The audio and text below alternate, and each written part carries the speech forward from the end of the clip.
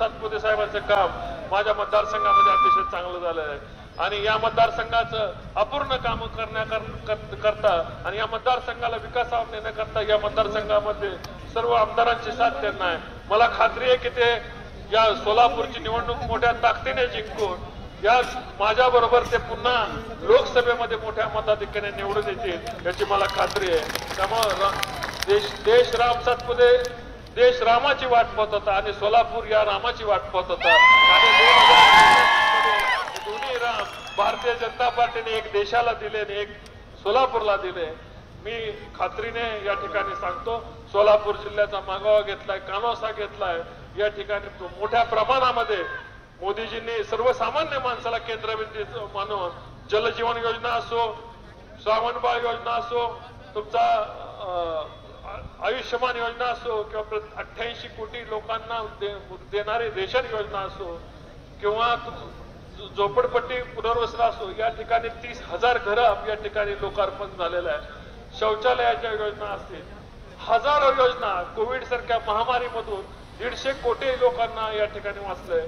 मी एक सांगतो की मोदीजींवर ज्यांना बोलण्याचा अधिकार आहे, कोण बोलू शकतं की ज्यांनी मोदीजींचा विकासाचा लाभ घेतला नाही?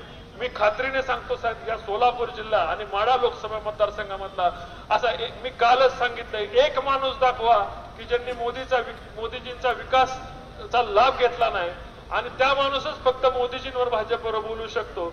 ज्या माणसाने मोदीजींनी केलेल्या हायवेवर चालला नाही, ज्या माणसाने जलजीवन योजनेचा लाभ घेतला नाही, ज्या माणसाने कोविडचं इंजेक्शन घेतलं नाही, ज्या माणसाने कुठल्याही योजनेचा लाभ घेतला नाही, विमान अतिशय चांगले हायवे विमानतळ रेल्वेचा लाभ घेतला नाही आणि या 5वी झालेली महासत्तेचा कुठलाही लाभ घेतला नाही, तोच माणूस भारतीय जनता पार्टीवर टीका करू शकतो, मोदीजींच्या विकासावर टीका करू शकतो। अशा माणसानेच फक्त पुढे येऊन भारतीय जनता पार्टीवर टीका करण्याचा अधिकार आहे, ज्यांनी कधी या निर्माण केलेल्या हजारो लाखो कोटीच्या हायवेवरून त्यांनी प्रवास केला नाही।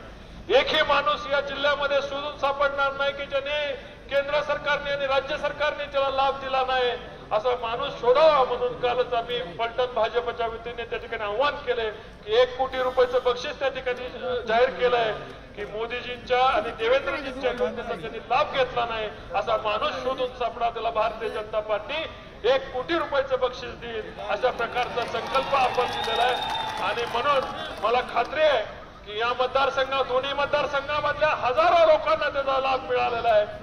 आज आम्ही मोदीजींचा परिवार म्हणून या ठिकाणी साहेब काम करतोय।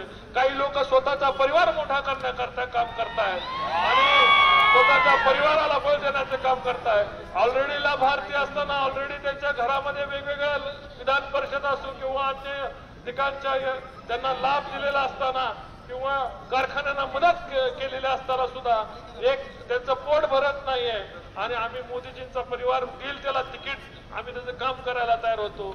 पण अशी माणसं स्वतःच्या कुटुंबासाठी काम करणारे, एका रात्रीत जल बदलणारे, काल रात्रीपर्यंत आपल्या बरोबर असणारी माणसं आज चुकीच्या पक्षाचा विचार घेऊन आपल्या समोर येणार आहे। ज्या लोकांना पूर्णपणे जनता नाकारल्याशिवाय राहणार नाही, ही लोक कृतज्ञ आहेत का नाही? हात वरती करून सांगा, या गद्दार आहेत का नाही? या गद्दाराला माफी द्यायची का? यांचा डिपॉझिट जप्त करायचं का? 100% तुमच्या जीवावर करणार म्हणून सांगायचं का? मग ही निवडणूक साहेब तुम्हाला आश्वासन देतो, या लोकांचं डिपॉझिट सोलापूर जिल्ह्याची जनता दोन्ही ठिकाणी जप्त केल्याशिवाय राहणार नाही। आणि या ठिकाणी आपल्याला मी एवढीच विनंती करणार आहे, येणाऱ्या भविष्य काळात आपल्याकडे वाट बघतोय साहेब। येणाऱ्या भविष्य काळामध्ये कृष्णेचं पाणी कृष्णामाईला उजनीमध्ये आणण्याची जबाबदारी आपण घ्यावी एवढी मी आपल्याला विनंती करतो आणि साहेबांना मी बोलण्यासाठी विनंती करतो। जय हिंद, जय महाराष्ट्र।